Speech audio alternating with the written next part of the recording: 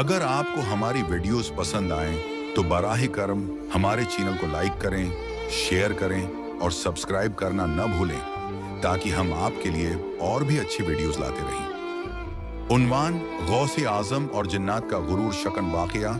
जब जिन्नों के सरदार ने गौसे आजम को चीलिंग किया। इब्तिदा बगदाद का रूहानी मंजर। 12वीं सदी का बगदाद इल्म, फ़क्र और रूहानियत का मरकज बन चुका था। हजरत शेख अब्दुल कादिर जिलानी का चर्चा हर सू था। उनकी रूहानी मजलिसों में न सिर्फ इंसान बल्कि जन्नात और फरिश्ते भी हाजिर होते। उनके इल्म, ज़हद और रूहानी अजमत से हर मखलूक वाकिफ हो चुकी थी, सिवाय एक मगरूर जिन्न के जिसे अपनी ताकत पर बड़ा नाज था। ये जिन्न जिसका नाम ज़हाक था, सदियों से जंगलों और वीरानों का बादशाह चला आ रहा था। उसने कई वलियों और आलमों को शिकस्त दी थी और उसे अपनी कुव्वत पर गुरूर था। जब उसने सुना कि बगदाद में कोई बुजुर्ग ऐसा आया है जिसके सामने जिन्नात सिर झुकाते हैं तो वो बिफर गया। पहला मंजर, ज़हाक का चीलिंग। एक रात ज़हाक ने अपने लश्कर को जमा किया और बोला, क्या तुम सबने सुना है कि कोई इंसान मुझे ललकार रहा है? वो मुझे जेर करना चाहता है। जिन्नों ने डरते डरते कहा, ए सरदार, वो कोई आम इंसान नहीं, वो अब्दुल कादिर जिलानी है।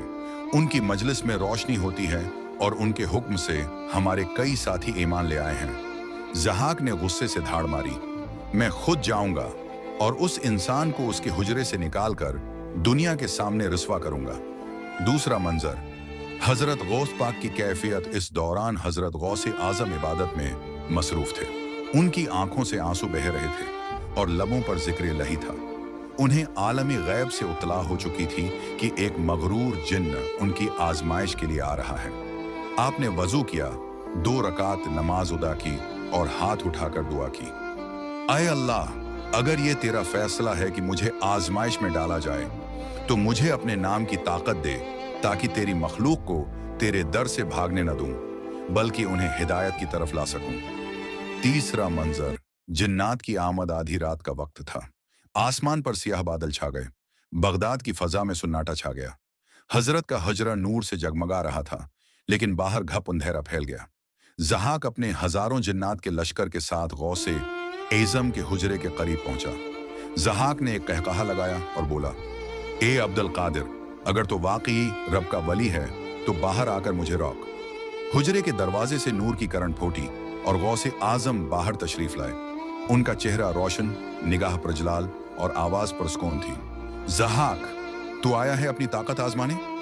आ जा, लेकिन याद रख, तो अब्दुल कादिर से नहीं, अल्लाह के इस्मे आजम से मुकाबले के लिए आया है। चौथा मंजर, रूहानी मुकाबला। ज़हाक ने आग का गोला बनाया और आसमान की तरफ फेंका। पूरा इलाका लर्ज गया, लेकिन गौसे आजम ने सिर्फ एक निगाह की और गोला फजा में तहलील हो गया।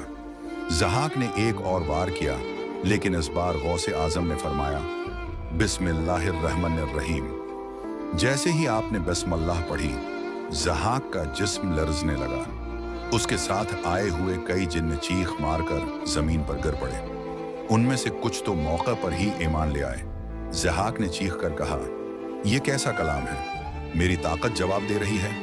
हजरत ने फरमाया, यह कलाम रब्ब ज़वाल जलाल का है। यह कलाम इंसानों को अंधेरों से रोशनियों में लाता है।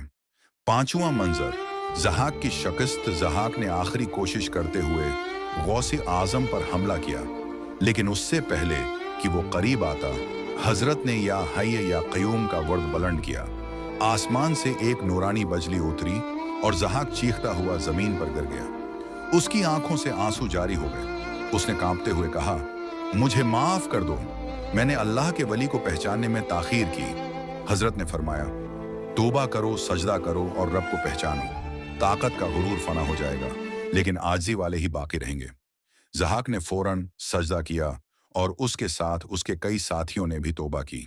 वो तमाम हजरत के मुरीद बन गए। छठा मंजर, बगदाद में खुशी की लहर। सुबह जब बगदाद के लोग जागे तो देखा हजरत का चेहरा मजीद रोशन है। मस्जिद में रश बढ़ गया। लोगों में यह खबर फैल गई कि एक बड़ा जिन्न हजरत के हाथ पर ईमान ला चुका है।